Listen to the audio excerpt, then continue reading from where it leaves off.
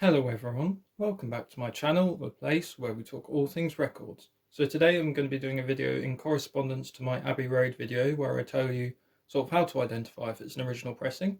I did that one just because I had an original and I wanted to sort of show people the differences, but I'm going to be starting from Please Please Me and working my way through the album, so in chronological order this time. So right off the bat, to start with Please Please Me, the first two pressings are on the gold and black label. They are very, very rare and quite hard to get hold of. You can find them, but they don't come up that often. This is my 2012 stereo reissue where they recreate the original label artwork, so I can show you what the original label looks like if I just move this sleeve out of the way and show you. So if you do happen to see one in the wild and it's really cheap, then definitely get it. So as you can see, this is why it's called the golden black. Sorry, the plastic's kind of reflecting it there, but it's called the golden black because inside too. Not that it looks pretty much identical, just except for track listings and that. So this is what the first two pressings will look like. The only difference between the first two pressings is publishing from Dick James to Northern Songs, pretty much. So that's the first two pressings of Please Please Me. We then get onto the yellow and black label ones, which are probably the most common. This is my mono copy. I do have two, but this one is going to be my example for today. If I just move the sleeve out of the way, I can show you the cover. So a few things to note as well with the cover is the earliest ones will have the large mono and stereo, but that's kind of standard for the first few pressings. And the main thing really on the cover, on the front of the back, is this little photographer's credit. If I can focus that in for you guys. Sorry if that's not too clear. I'm going to have to bring that right up to the camera. There we are. Sorry that took a bit while. So you see the photographer's credit here. It starts under the G on normal covers. On the earlier covers, it's moved right over in this corner, starts under the S. And the earliest covers are made by E.J. Day. Hopefully you can see that there.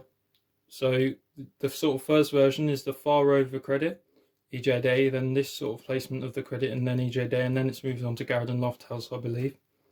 So if I get the record out, we can start looking at the label. And pretty much if you've got a copy on the yellow and black label, then you've got an original from the 60s. So, but there are, of course, as I said, quite a few variations and how to figure out when yours is from when and that.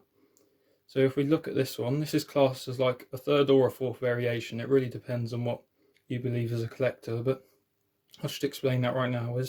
So if it's from 1963, the earliest is without any sort of publishing date text here or a publishing symbol, and no sold in UK, as the sold in UK came in 1964, and that publishing was added very later 63. So you can have a 1963 pressing with some publishing date, text or symbol, but it will be from later 1963. So on With the Beatles, the album after this, of course, they added recording first published 1963. And then in 1965, that was changed to just P 1963, for example. So that pressing would also have sold in UK, as that would be after 1964. So a 1965 mono would have sold in UK and then P 1963, as that's when that little sort of bit of text changed. So that's the easiest way to tell a 1963 from, say, a later 60s pressing. So this is what an early 1963 pressing looks like.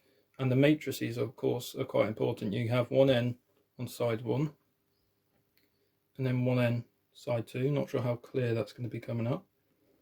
That later changed on side 2, I believe, to 2N. So the earliest matrices are 1N, 1N.